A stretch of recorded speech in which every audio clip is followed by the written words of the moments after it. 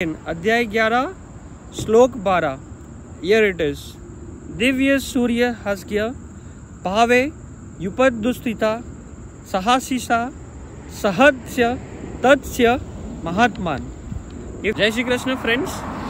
Oppenheimer, Bhagavad Gita and the nuclear atomic bomb. What's the connection between all these? क्या है ये connection? So today we are going to watch the most popular movie which is the most happening right now, Christopher Nolan's Oppenheimer. काफ़ी सारे सवाल है ये movie को लेके। I would start with this श्लोक which is chapter अध्याय 11 श्लोक 12 of Bhagavad Gita, and this phrase was referenced by Oppenheimer himself during the first atomic bomb testing. Why did he reference this? इससे ये श्लोक क्यों याद आया, क्यों इन्होंने ये रेफरेंस किया और क्यों इन्होंने ये श्लोक सोचा? Let's check all this details. मैं मूवी देखूंगा, मेरे से जितने सवाल का जवाब मिल पाएगा मैं आपको दूंगा। We translated this in English. If thousands of sun blew up in the sky, then the ray of light emerging from that would be equivalent to that moment which can only happen from the appearance of Lord Vishnu.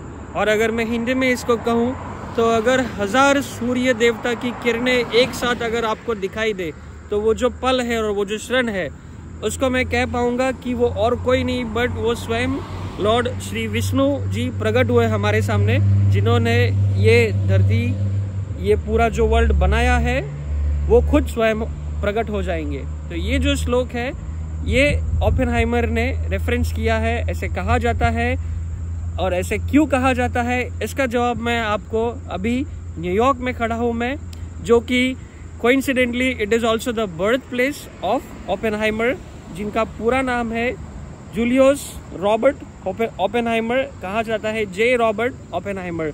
He was born year in New York in the year 1904। तो ये जो उनका connection है from 1904 all the way to 2023, ये connection कैसे establish हुआ है?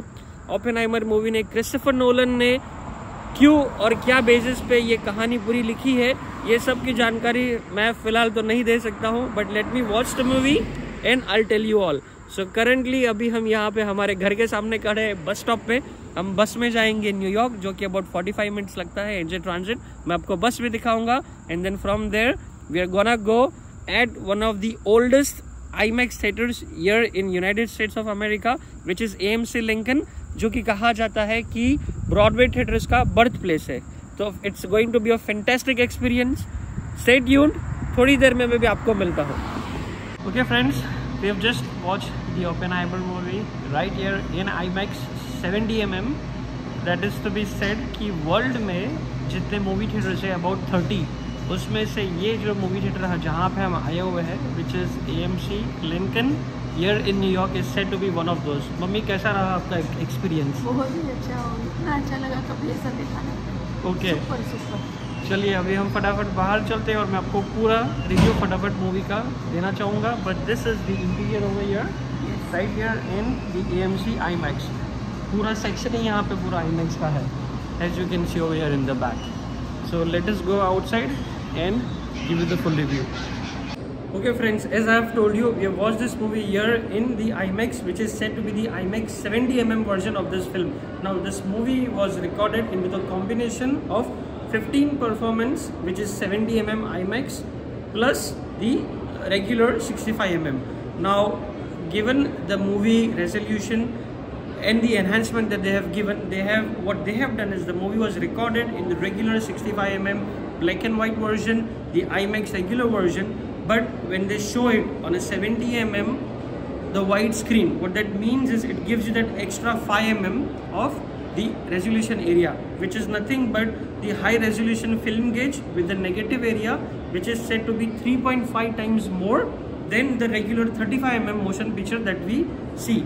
And the plus 5mm, the difference is nothing but the 4 magnetic stripes which are holding 6 tracks of stereographic sound, which gives this a whole real life enhancement to your screen. And the regular version that we also have available, which is the 70mm. So there are 3 versions: IMAX 70mm, the regular 70mm and the 35mm.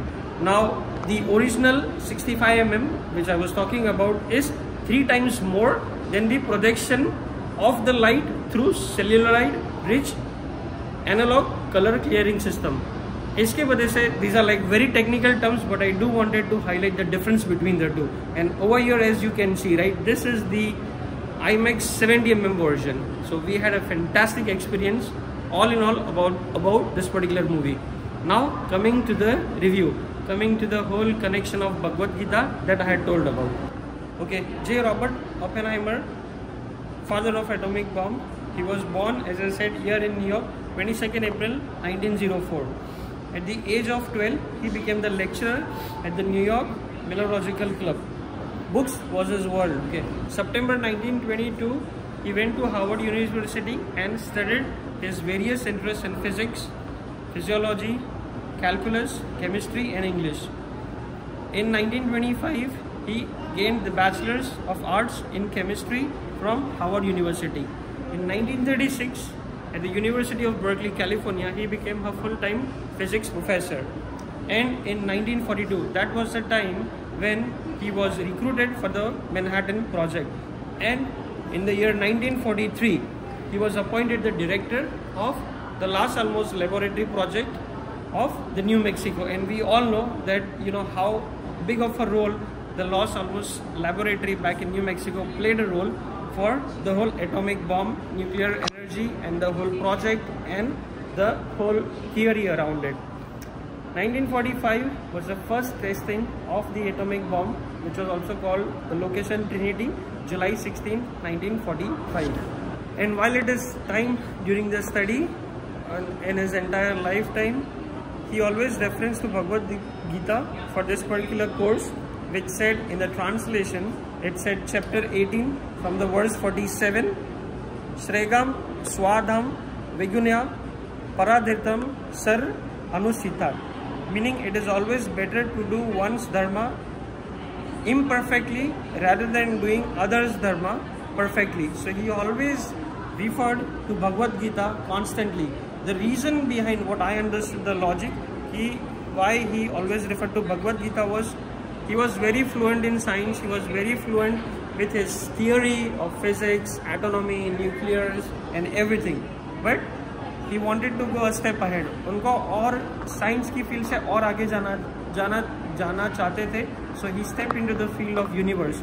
वहाँ पे he came across lots of books and mythology. And we all know कि हमारी Hindu mythology है, which is said to be one of the oldest mythology in this universe.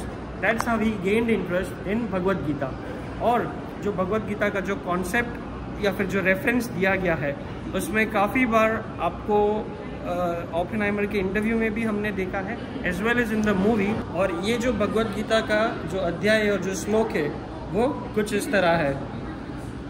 कालोक्षमी लोक्ष्य कृत प्रवोदया लोकनन क्षमा हर्त्यु मृहा प्रवत्ता. Translated in English is as I have become the death destroyer of the world. और यही कोट वो मूवी में आपको पाए जाएंगे बोलते हुए. इसका काफ़ी मिस इंटरप्रिटेशन भी किया गया है कि इज ही हिमसेल्फ सेइंग कि मैं डिस्ट्रॉयर हूँ, आई एम द डेविल.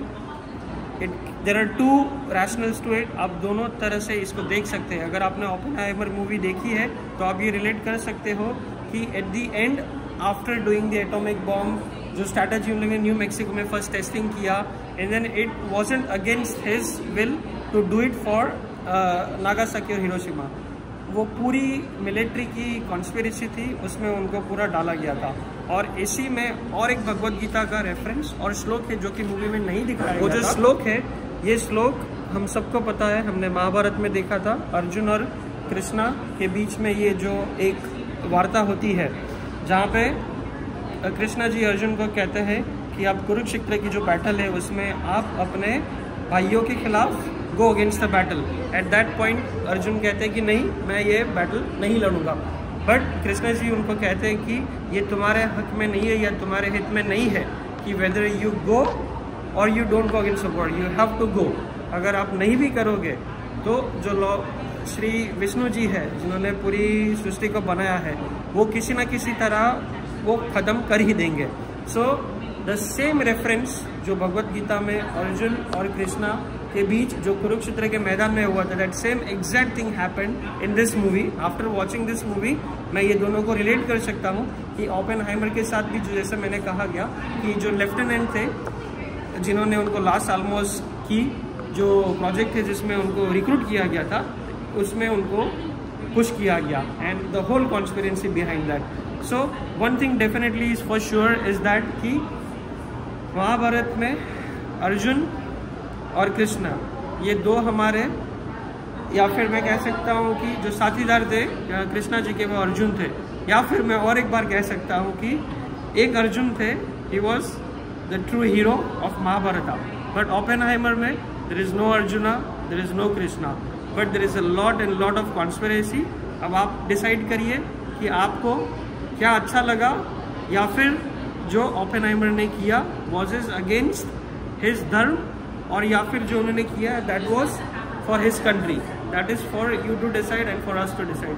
तो आपके जो भी कमेंट है आप ये मेरे वीडियो के कमेंट सेक्शन में ज़रूर लिखिएगा and do share your thoughts and do watch this movie. It is a fantastic movie. Thank you.